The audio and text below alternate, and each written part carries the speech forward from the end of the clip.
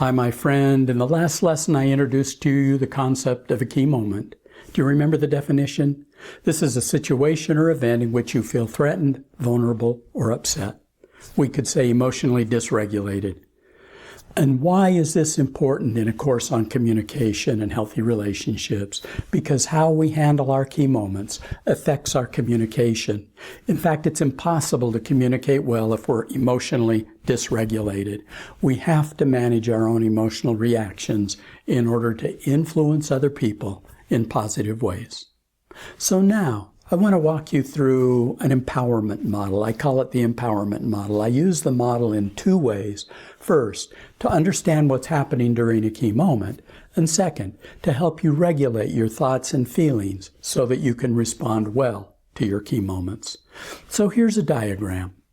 As you can see, the model begins with a circumstance, which is a fact, something that is not disputable. For example, the weather at this moment is a circumstance. Your chronological age is a circumstance. Your stature is a circumstance. Where you live is a circumstance. What you do for a living is a circumstance. Your boss is a circumstance. Your family situation is a circumstance. Your wages or salary is a circumstance. This moment in time is a circumstance. Events or what happens day to day are circumstances.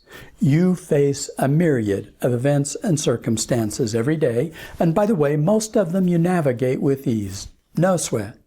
But those that trigger you emotionally are what I'm calling key moments. And that's what we'll be talking about here, those events that trigger you. This brings me to the next step in the process, thoughts. Thoughts are the spin, the interpretation that you put on circumstances and events. This can be thought of as the mental process of making sense out of what is happening. I'm using the word thought as a generic term that could mean perceptions, opinions, judgments, assumptions, conclusions, anything that goes on up here in the mind about a circumstance.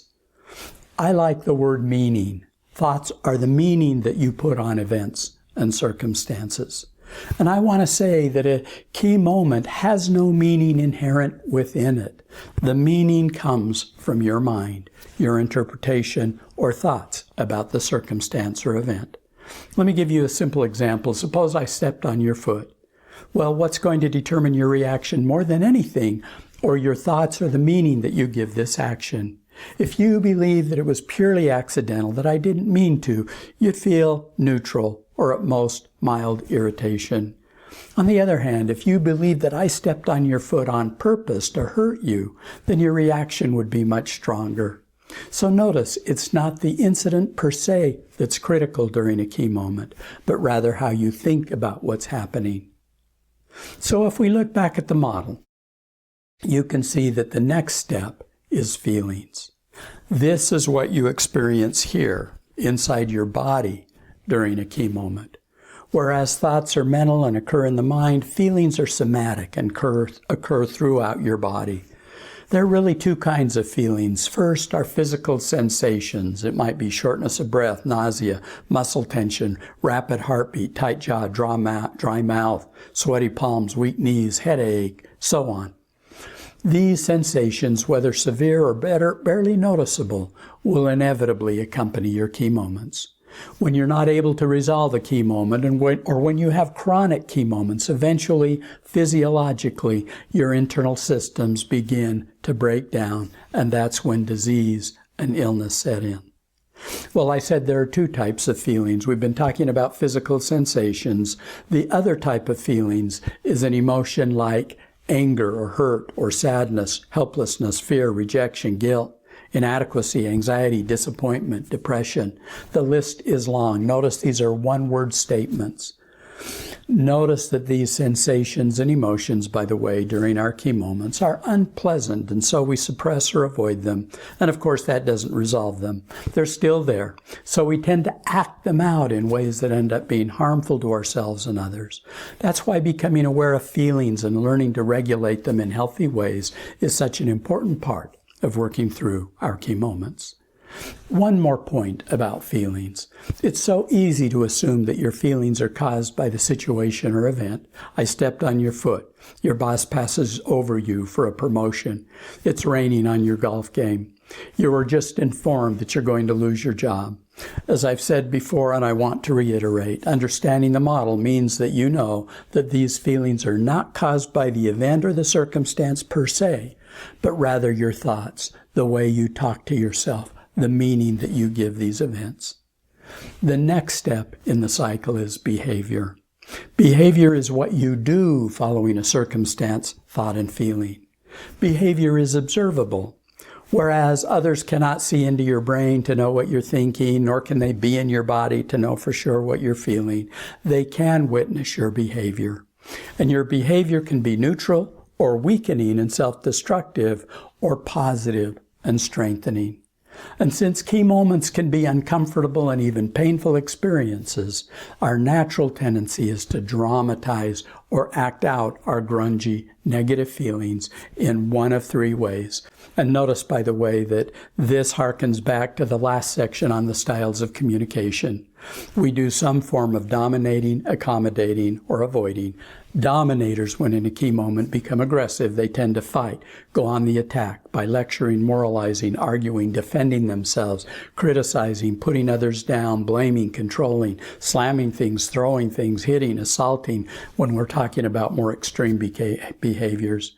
Accommodators, when facing a key moment, tend to run or retreat emotionally by withdrawing, shutting down, pleasing, placating, pouting, and feeling sorry for themselves, taking the blame, being a martyr by not asserting their own needs, even getting sick. And avoiders tend to ignore or deny what's happening by suppressing their feelings, showing apathy, intellectualizing, distracting, using humor, avoiding situations, or escaping into work, exercise, or even drugs and alcohol, sex, and so on. Well, most of us have a preferred response. Depending on our natural communication style, we tend to be fighters or runners or ignorers during our key moments. Of course, a strengthening alternative to fighting, running, and ignoring is to take responsibility, in which you own up, see your part, respond rather than react. Exercise choices, seek to learn and grow, and use healthy styles of communication, and I'll soon be giving you some of these strategies. The final step in the empowerment model is results. These are the consequences or outcomes of your thoughts and feelings and behavior. Depending on the situation, your results may be neutral or positive or negative. Notice the arrow from the results circle, by the way, back to the circumstances box. Positive results create more positive circumstances and events. They set up a virtuous cycle. On the other hand, negative results create more negative circumstances and set up a negative vicious cycle. So best to think of the model as a circle. Well, what is most important to understand about this model is the cause-effect nature. A circumstance triggers your thoughts. Thoughts trigger feelings. Feelings determine behavior. And your behavior causes your results. And then results set up new circumstances. If you handle your key moments well, you start a positive upward cycle. You become more effective at handling life, at influencing others, communicating well, building positive relationships. If you handle them poorly, you set up a negative and downward cycle that becomes habitual. Well, our goal is to interrupt these negative cycles and start positive upward cycles. This is a big part of self-empowerment. It's a big part of learning to regulate your responses during key moments. So before moving on to the next lesson, I want you to fill out an application assignment that goes with this lesson. I'm asking you to identify some of your recurring key moments. Think about some of your relationship challenges. What are the moments when you feel most upset and vulnerable? What are those circumstances that trigger you and you potentially lose your cool or retreat into fear or anger or perhaps self-pity?